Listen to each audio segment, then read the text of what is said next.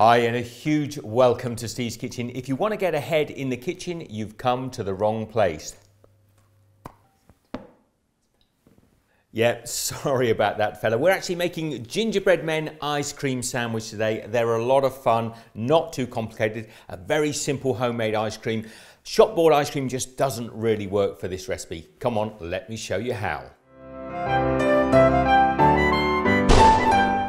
This recipe starts with possibly the simplest homemade ice cream I ever make on Steve's Kitchen. We're just going to take a pint or 600 ml of thick cream, and that's a whipping style cream. And then using a stand mixer or a hand mixer like this one, we're just going to whip this up until it's fairly stiff.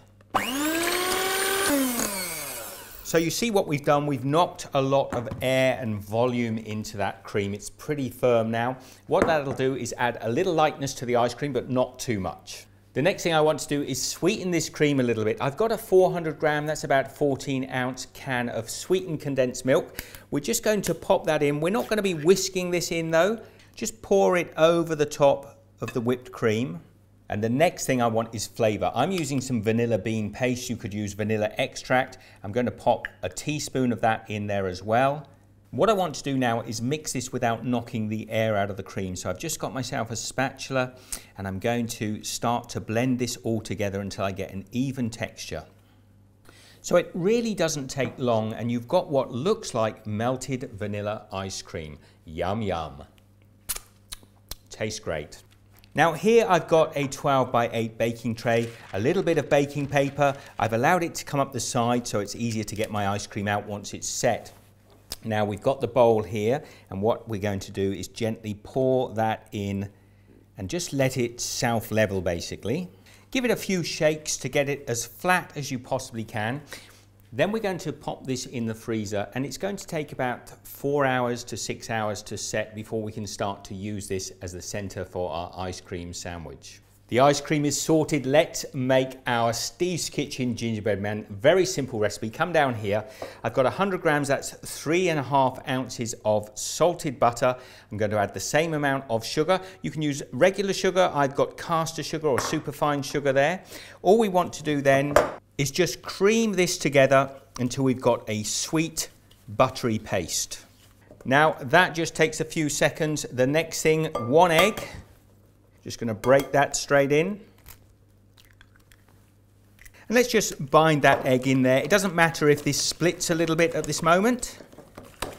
So we've got the start of a batter now. Let's start to put the flavour in. Now I'm going to add treacle into this. You could use molasses. I'm going for 3/4 cup. I've put a little bit of oil in the cup first just to help the molasses come out. And you'll see when I measure my 3/4 cup, it pours out without sticking in the measuring device. Now flavour, I'm going to add 1.5 teaspoons of powdered ginger into this, possibly a little bit more. I want some cinnamon as well. I'm going to go for probably about 1.5 teaspoons of cinnamon as well. I like a nice spicy cookie. Next, a little cloves, but we're not going to put so much in, maybe about 1/4 teaspoon. And fresh grated nutmeg. Now, I probably put about 1/2 teaspoon of nutmeg in there. You can use powdered nutmeg if you like.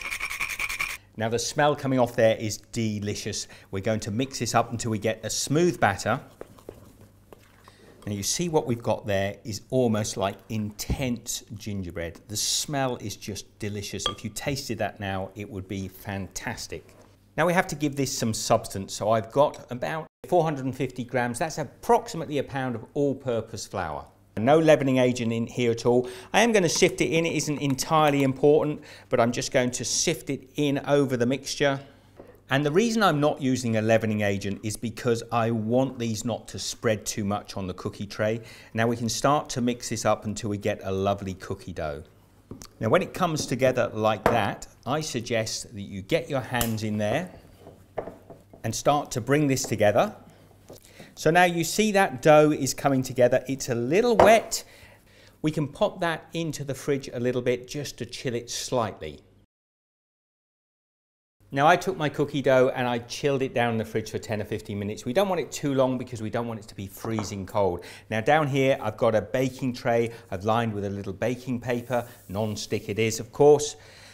On my counter, I just want to pop some all-purpose flour down, and we're just going to turn probably half of the cookie dough for now. And keeping the surface well floured, we just want to roll this out until it's about, probably about 1/4 of an inch to 1/2 an inch thick. Now I've got my little cookie cutters. I'm not going to go for the big fella. I want a medium-sized cookie cutter. This one's probably about 4 inches high, and I'm just going to use that to cut out my gingerbread men. And then what you're going to do is just get under there with a spatula, lift the little gingerbread fella up like that, and pop him down onto your baking tray. Now I've got 12 little gingerbread men there on my tray. I'm going to pop these in the fridge for about 20 minutes to 1/2 an hour. I want them nice and chilled before they go in the oven. That'll just stop them from spreading a little bit more again. Now my little gingerbread men have chilled down. I'm surrounded by pavlova and fruit as well, because we're doing a Christmas pavlova as well. Watch out for that video if it hasn't gone up already. Now I've preheated an oven, 180 degrees Celsius, 350 Fahrenheit, and they are going to go in for no more than 8 to 10 minutes. We don't want them super brown. And if you've got a fan forced oven, you might want to crank that temperature down a little bit as well. So let's get these in the oven. Now the gingerbread men are out of the oven. I'm just going to pop them down on the side for about 5 or 10 minutes, and then we'll transfer them over onto this cooling rack. Once they have cooled down, our little gingerbread men are ready. Let's get on and prepare the ice cream. Now the homemade ice cream is set beautifully there, and we just need to get it out of the tray. A little bit of work just edging it out. It should come fairly easily.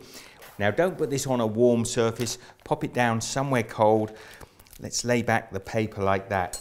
Now, I am going to try and cut these with my gingerbread cutter without putting them in warm water. I'm just going to press down very firmly until I've cut myself out a little bit of gingerbread man ice cream. We can take off the excess bits there and just wiggle it out. Now that's the beauty of this homemade ice cream. It's a little bit firmer and we can handle the gingerbread man. If we just ease that out of the center there, what we can do is take one of our little gingerbread men, pop it upside down, and if you just line up your little piece of ice cream, take another gingerbread man like that, pop it on top, and voila, we have these wonderful little gingerbread men ice cream sandwiches. Now you want to get those onto a plate or tray and pop them in the freezer to set up nicely.